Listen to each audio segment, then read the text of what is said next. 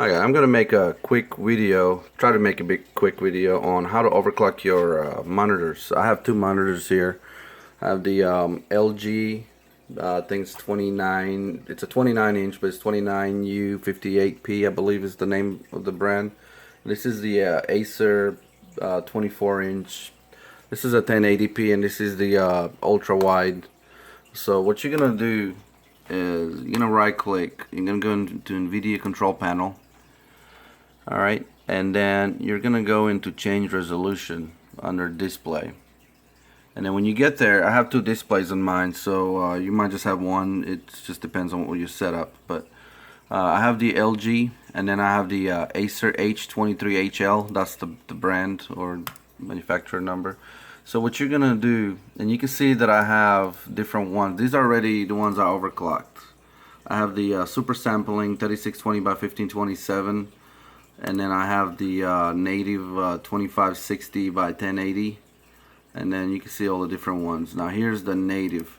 Now I can switch it to this rock, and this is stock, so this is what it would be when it's stock, and I'll keep it real quick.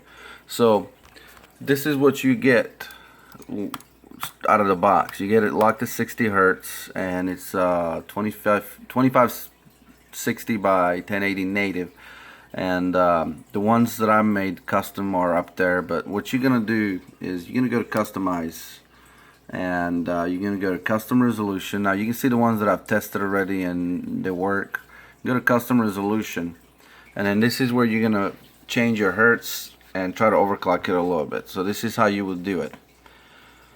So you're gonna move refresh rate as high as you want. You want to move it by 5 just to see how far you can go. Now I know that my panel will only overclock to 75 because I've tried going higher and higher. Like I can go to 80, but it's just gonna crash. I'm gonna show you what a crash looks like. So we're gonna leave it at 2560 by 1080. I mean, you can move those up as well if you want, but I would just recommend you keeping it at a stock, and I'll explain and show you here in just a second. But so once you have your hertz set and your goal, whatever you want, what you're going to do next is you're going to click test. What happens, the screen will go blank, and then it says out of range. That means we failed, so we can't hit 80 hertz. So now it's going to go back. You got to give it a second. And you can see I have a second panel, so this one stays on because we're not messing with its resolution, we're just messing with this one. So here it comes back.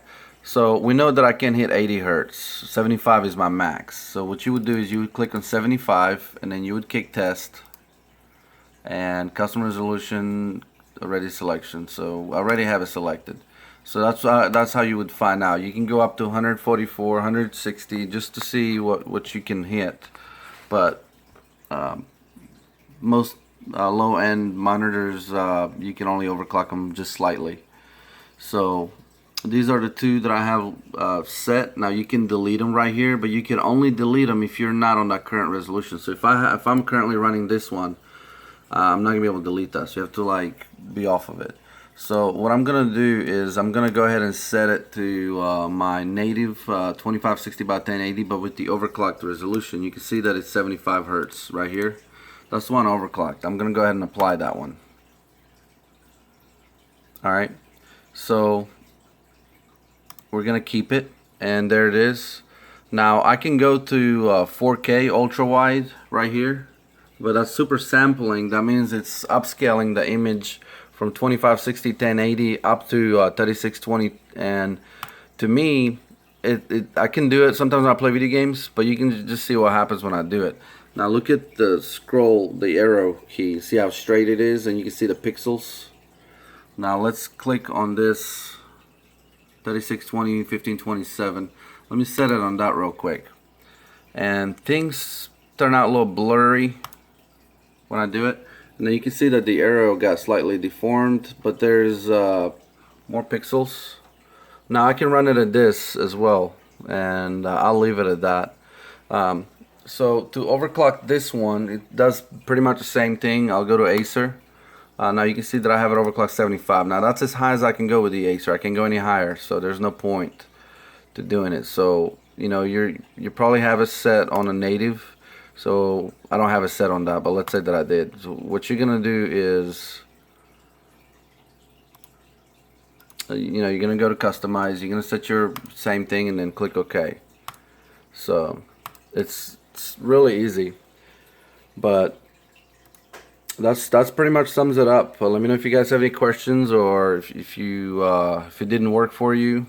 Just comment below. I mean, it's a real easy way to get few extra hertz, and it makes a difference when you're gaming. Just going from 60 to 75 even. So, anyways, that's all.